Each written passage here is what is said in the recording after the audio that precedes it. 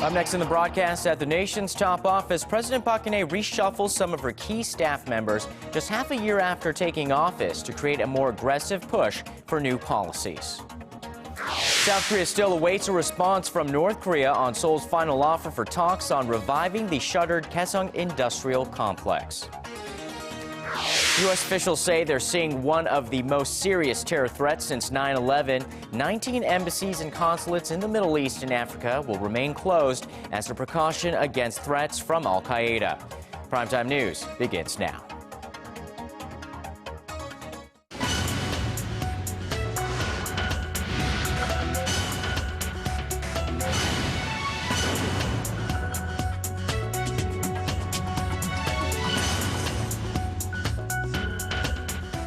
Good evening and welcome to Primetime News. It's Monday, August 5th here in Korea. Live from Seoul, I'm Yoo Ji-hye. And I'm Sean Lim. Thank you so much for joining us. We begin this evening at the nation's top office. President Park Geun-hye, in a surprise move, carried out a wide-ranging reshuffle of her senior secretaries on Monday. This an apparent push for a new start in the second half of the year. Han Da-eun delves into the motives behind the shakeup. President Park Geun-hye's reshuffle of senior presidential secretaries was larger in scale than expected. The appointment of a new secretary for political affairs was forthcoming as the post had been left empty for 2 months. But to the surprise of many, President Park replaced her chief of staff as well as 4 of her key senior aides. As her new chief of staff, the president has tapped 3-term lawmaker Kim Ki-chun, who has served as the prosecutor general and the justice minister. And she named former South Korean ambassador to the European Union Park Geun-hye as her new senior political affairs secretary.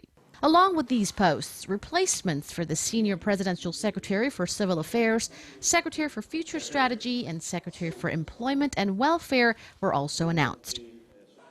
Analysts say the moves reflect President Park's will to punish her former aides for a series of scandals and the inability to resolve pending political issues such as the 2007 Inter-Korean Summit transcript controversy. Now, former Chief of Staff Ho Tae-yeol is known to have taken a moderate stance towards most state affairs, something insiders say was not in harmony with President Park's hardline policies at times. Watchers say the reshuffle shows President Park's efforts to pick up new momentum for her political affairs in the latter half of the year. Amid worsening conflicts between the ruling and opposition parties over the summit transcript issue, experts say the president was trying to find middle ground by appointing career diplomat Park Geun-hye, who hasn't been involved much in domestic politics, as her new secretary for political affairs. Pundits add that the new faces in the fields of civil affairs, economy, and welfare suggest that President Park is making a push to produce more tangible results from her key campaign pledges. Han Da-eun, Arirang News. And over now to the latest on the political wrangling over a probe into the National Intelligence Service's alleged involvement in last year's presidential election. The chief of the spy agency appeared before a parliamentary investigative committee on Monday for questioning, while the ruling Saenuri Party on Monday called for a 3-way meeting with President Park Geun-hye and the main opposition party. Our Kim Young-gil has more on the efforts to resolve the political deadlock. The investigation into the spy agency scandal is going virtually nowhere, with less than 2 weeks to go before it's scheduled to end. Chief of the National Intelligence Service Nam Jae-jun appeared for questioning before the parliamentary committee overseeing the probe on Monday. Although the briefing was not made public, speeches by the spy agency chief and 4 lawmakers from both rival parties were released. In his remarks, NIS Chief Nam apologized for creating a nationwide scandal and said the agency would work toward regaining its credibility. However, the lawmakers from the 2 rival parties at the briefing were split over who was responsible. I believe that this is a failed political maneuvering by the Democratic Party, as they tried to use the National Intelligence Service to interfere with the presidential election. It's not possible for the spy agency chief to have disclosed the Inter-Korean Summit transcripts alone. If he did, he should be held accountable. If the president knew this, then the president should also apologize to the people. 대통령도 책임져야 하고. The two parties are still at odds over the witness list for the probe and whether to extend the parliamentary probe beyond the self-imposed deadline of August 15th. Meanwhile, to end the political deadlock over the NIS scandal, Hwang Woo-yeol, chairman of the ruling Saenuri Party, proposed three-way talks on Monday with President Park Geun-hye and the opposition leader. The Democratic Party said it was open to talk if the president agrees. The presidential office of Cheongwade has not yet responded to the proposal. Jimyeong-gil, Arirang News.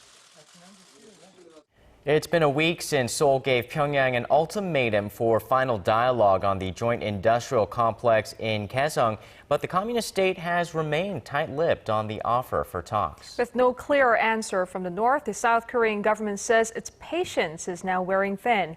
Arirang News' Unification Ministry correspondent Hwang Sung-hee has more on the Gaeseong impasse.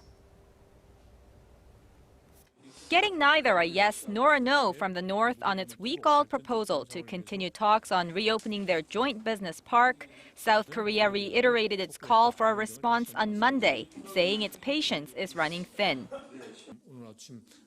We called through our inner Korean hotline at 9 a.m. this morning, and there was no answer. So we are urging the North to show its will through actions rather than silence. South Korea made its final proposal last Monday for a seventh round of talks on resuming operations at the Gaeseong Industrial Complex, but the North has yet to respond. The two Koreas have held 6 rounds of working-level discussions last month on reopening the jointly run factory zone in the north, but have so far failed to reach an agreement. South Korea wants the North to guarantee it will never again unilaterally shut down the complex as it did 4 months ago, while the North is pushing for an immediate resumption of operations with no preconditions. Seoul has warned it will undertake a grave measure if Pyongyang does not agree to such safeguards, and many believe it could be considering a complete closure of the complex. With some 53,000 North Korean workers working for 123 South Korean firms, the complex is seen as the last remaining symbol of economic cooperation between the two Koreas.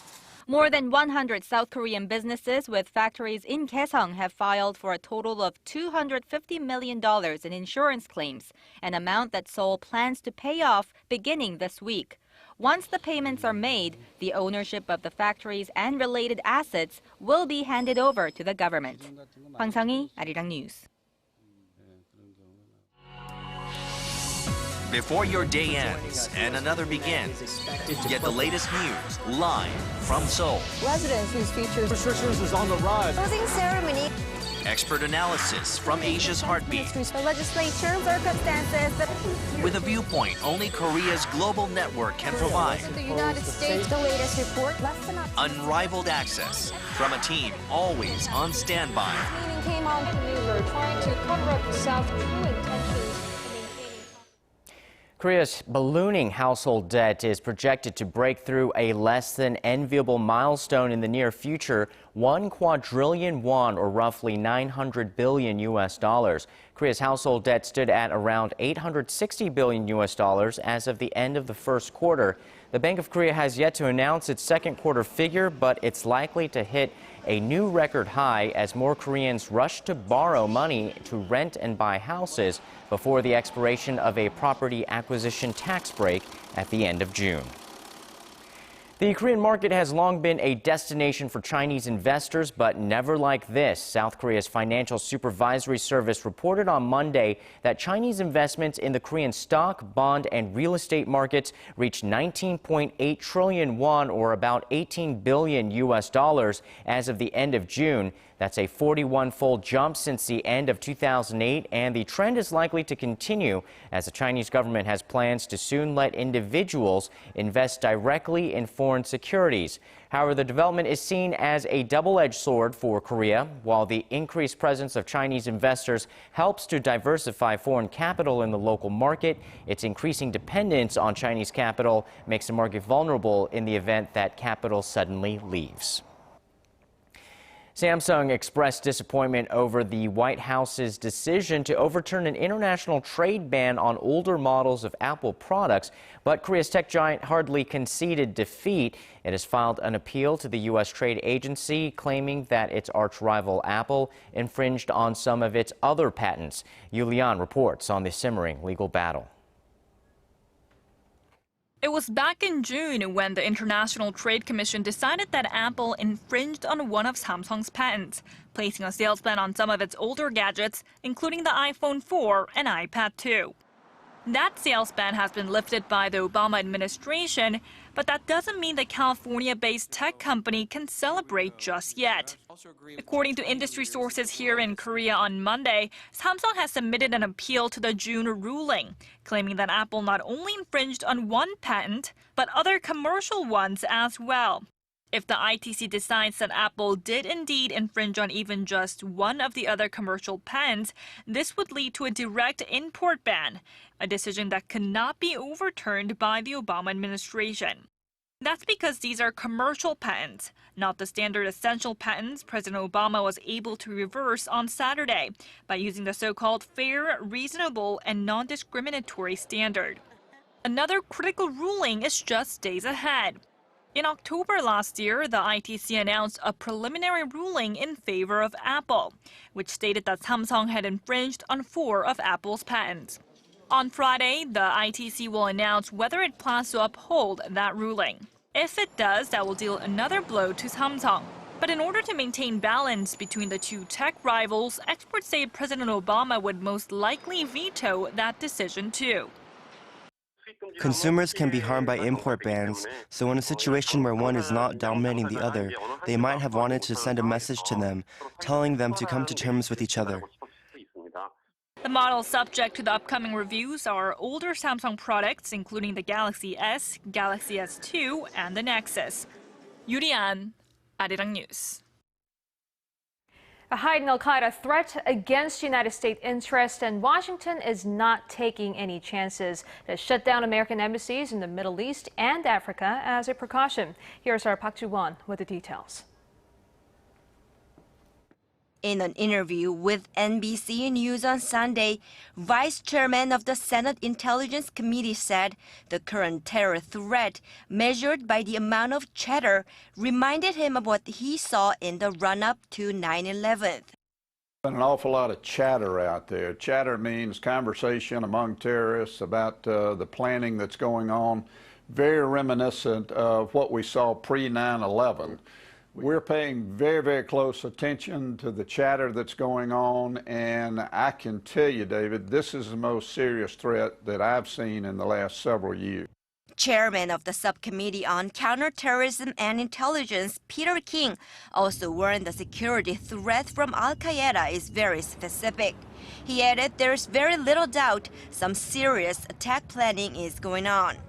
And this is a wake-up call. Al-Qaeda is in many ways stronger than it was before 9/11 because it's mutated and it's spread and it can come at us from different directions. A member of the House Intelligence Committee also said a major attack is being mentioned among high-level al-Qaeda members in the Arabian Peninsula. The terror threat prompted Washington to take the unprecedented step of shutting more than 20 U.S. embassies and consulates around the world on Sunday. While some of the diplomatic outposts shut down on Sunday will reopen on Monday, the U.S. State Department says 16 embassies and 3 consulates in Middle East and in Africa will remain closed through August 10th. The State Department also issued a global travel alert for American citizens that will stay in force until August 31st. Park Geun-hye, Arirang News. Over now in Iran, where a new president has taken charge and promised change, Iranian President Hassan Rouhani pledged to end the country's isolation, stressing the need for dialogue with the West, to which the U.S. said it would be open for talks if Iran takes serious steps to scrap its nuclear program. Our Kim Ji-yeon reports. Iran's new president Hassan Rouhani has emphasized dialogue over sanctions when it comes to resolving the country's nuclear issue. In his inauguration speech to parliament on Sunday, Rouhani called on Western powers to drop their sanctions on Iran and engage with his country in a respectful way. So I will say this if you want the right response. Don't speak with Iran in the language of sanctions, speak in the language of respect. In response, the U.S. said it was willing to work with Iran on its nuclear concerns if it is willing to engage seriously on the issue.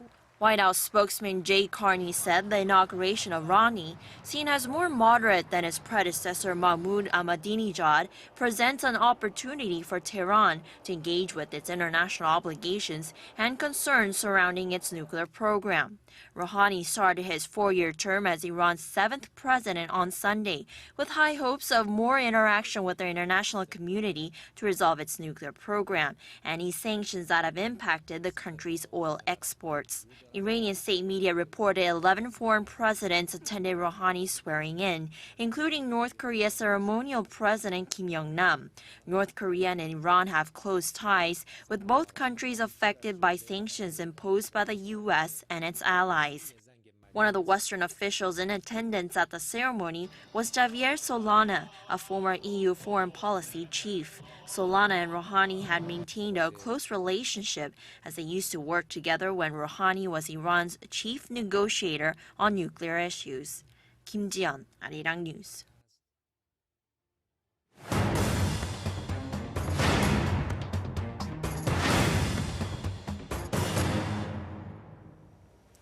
Now, you may have noticed more Korean adoptees returning to their country of birth in recent years. And this past weekend, hundreds were in Seoul for a major conference called The Gathering. Also, revisions to Korea's adoption law went into effect a year ago this month. And tonight, one of the activists who was instrumental to the change, Kim Stoker from Adoptee Solidarity Korea, joins us in the studio now. Welcome. Thanks for having me. Kim, it seems like more adoptees are returning or coming to Korea through programs like The Gathering, and many are choosing to build a life of themselves here in Korea. What's bringing them back and what's keeping them here? I think there are a lot of incentives for coming back now. I think Korean culture is really exposed now in the media, and I think a lot of adoptees, they're coming of age, and so they're at the age where they can afford to come back to Korea, and they're interested in learning more about Korea because that's where we were born. Mm-hmm. This is where we were born, and I think there's just so much to experience now, and there's something to be proud about being from Korea these days. Well, your organization helped revise and rewrite the adoption law. Why did this change need to take place in the first hand? Right. So actually, the Korean government implemented the initiatives to revise the special adoption law, and this is because Korea is setting up to ratify the Hague Convention, Adoption Convention. And so this is an international treaty that regulates inter-country adoptions. And so Korea just signed it this year, and then it hopes to ratify it within the next 2 years. And so in order to comply with the Hague Convention, a country has to revise its adoption law. So what are some of the major changes and whom would it impact the most? Yeah, well, aside from adoptees, our main interest has been more access to our birth family records. A lot of adoptees are very much interested in birth family search. Not everybody, but a lot of people are. And secondly, single mothers are really affected because single mothers are the people that are actually supplying the babies that are being adopted. Over 90% of children who are sent for adoption from Korea today are from single moms. And so actually the special adoption law hopes to protect their rights. So when they're thinking about whether they're going to relinquish a child or not, it's a very stressful time. And in the past, there was a lot of pressure. So now with the revision of the special adoption law, there's a 7-day waiting period. And so we hope that this will help the women make a more informed decision about whether or not they want to relinquish their child for adoption. Right, and how enforceable are these new measures within the law, and what's going to be able to keep them in place, and what additional measures need to be taken? Yeah, that's a good question. I think that's one of the challenges that we face is who's going to enforce the law, and it's kind of the responsibility at this point of the Ministry of Health and Welfare. But in terms of adoptees and single moms, we're really seeing, especially with the single moms community in Korea, is women are advocating for themselves, and I think that's great. Women are coming out and saying, I'm a single mother, and this is my story, this is what happened to me, and now I want to feel proud of who I am and not be sort of in the shadows of Korean society. And so we have some organizations of single moms that are really stepping into the spotlight and advocating for themselves. And adoptees too. You know, there are 3 adoptee organizations here, and 2 of the 3 organizations are really advocating for change and really looking out for the best interests of other adoptees here. All right, Kim, thank you very much for joining us today and for your insight tonight. Thank you.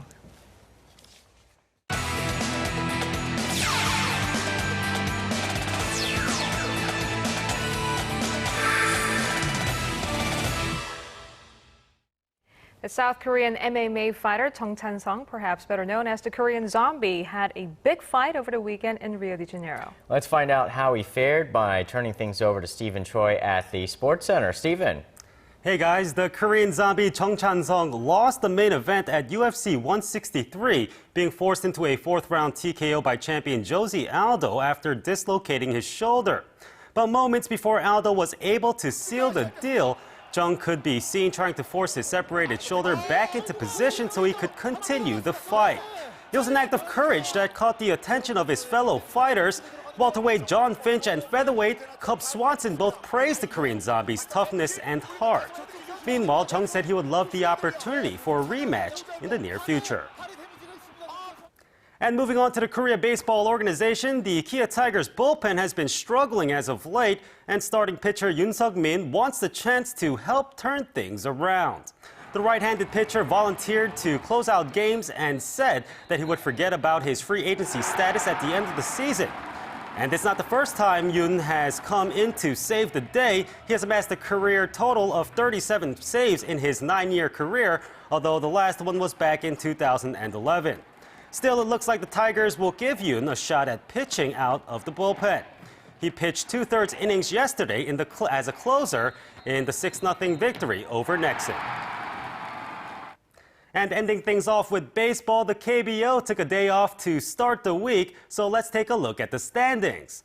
The Samsung Lions added 4 wins last week to retain the top spot, while the LG Twins stayed 3 games behind in 2nd place. Nexon and Tucson have the same number of wins, but Nexon remains half a game above Tucson with 1 less loss. Same goes for the bottom of the list, with no movement in the standings from last week. Lotte was unable to catch up to 4th place Tucson, dropping to 3 games behind them. Kia is 11 games behind 1st place at 6th, while SK, NC, and Hanwha round out the last 3 spots. And that's it for me in the Sports Center. This has been Stephen Choi. Check back at midnight for the latest in the world of sports.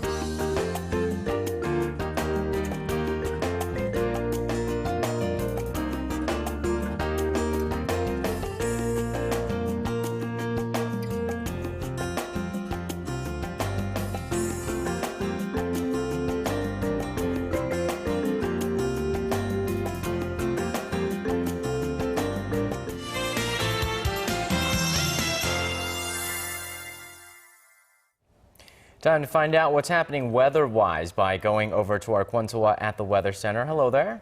Hi guys. I bet you've heard by now that the monsoon season has finally come to an end. Yes, finally. So did we break a record? Yes, Tia, we did. The wet season lasted for 49 days, just a day short of 50.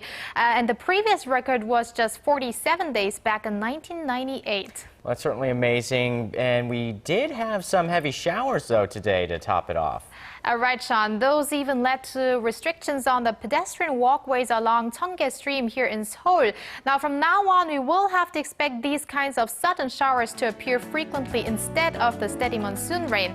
Now, our nation is being affected by the expansion of a high-pressure system in the North Pacific. So the heat will lead to unstable conditions in the atmosphere at times. Now, 10 to 70 millimeters of rain could fall in nearly any part of the nation tomorrow, so it would be a good idea to carry an umbrella with you.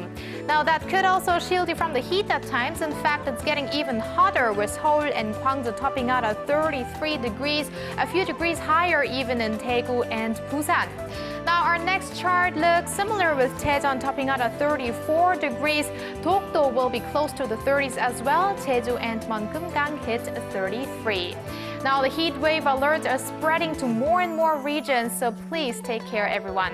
And if you need another update, I'll be right back here after midnight. And that's our broadcast on this Monday night. I'm Yoo Jae in Seoul. And I'm Sean Lim. Thanks for joining us. We'll see you soon.